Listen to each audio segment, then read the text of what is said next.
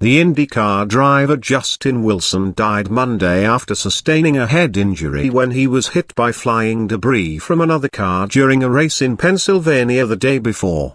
Wilson, of Britain, was in a coma in critical condition after the accident in the crash-filled race at Pocono Raceway. The debris shot off Sage Karam's car when Karam spun into the wall late in the race. Wilson's car veered left and directly into an interior wall. He was quickly swarmed by the safety crew and taken away by helicopter. "It's just a tough one right now," said Michael Andretti, car owner for Wilson and race winner Ryan Hunter-Reay, afterward. "Our thoughts and prayers are with Justin right now." Wilson's wife, Julia, was transported to Pennsylvania from their home in Colorado by IndyCar, while his younger brother, Stefan, was lent Tony Stewart's plane to make the trip from Indianapolis. Stewart, the three-time Nascar champion and former IndyCar champion, is an Indiana native. IndyCar had a subdued victory lane and Hunter-Reay said his thoughts were only with Wilson, a popular driver in the paddock. The accident was a grim reminder how drivers in open-wheel racing put their lives on the line. Indianapolis 500 winner Dan Wheldon died in 2011 after his car became ensnared in a fiery 15-car pileup, flew over another vehicle and landed in a catch fence at Las Vegas Motor Speedway. Wheldon's head hit a post in the fence, and he died instantly. He was the last fatality in a form of racing that saw drivers Scott Brayton, 1996, Tony Renner, 2003, and Paul Dana, 2006, among others, die after wrecks. IndyCar was forced to answer tough questions about safety in the scary lead-up to this year's Indianapolis 500.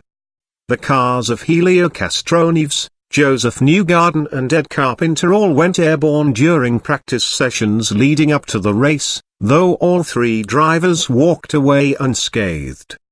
But James Hinchcliffe suffered a life-threatening injury when he slammed into the Turn 3 wall at more than 220 miles per hour and a broken piece of his suspension pierced his left thigh. His season was over. On Sunday, drivers fanned out 8 wide across the track off a restart late in the race, a spectacle both thrilling and dangerous. The race resumed after the Karam and Wilson accident with 7 laps remaining and Hunter-Reay picked his way through the field.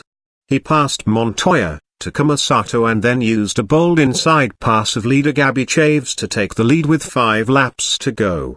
Chaves then appeared to have an engine failure that brought out the caution with 3 to go. The race ended under yellow.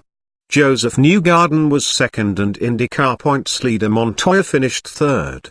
Hunter-Reay was one of many discussing safety measures, and not his win, for the Open Cockpit Series. "Maybe in the future we can work toward something that resembles a canopy," Hunter-Reay said. "Something that can give us a little bit of protection and still keep the tradition of the sport. Just to be innocent bystander like that and get hit in the head with a nose cone is a scary thought." The 37-year-old Wilson, a native of Sheffield, England, entered this season without a full-time ride. He latched on with Andretti and was in the 6th of 7 scheduled races with the team. The deal was put together right before the season opening race in March and initially started as just a 2-race agreement at Indianapolis.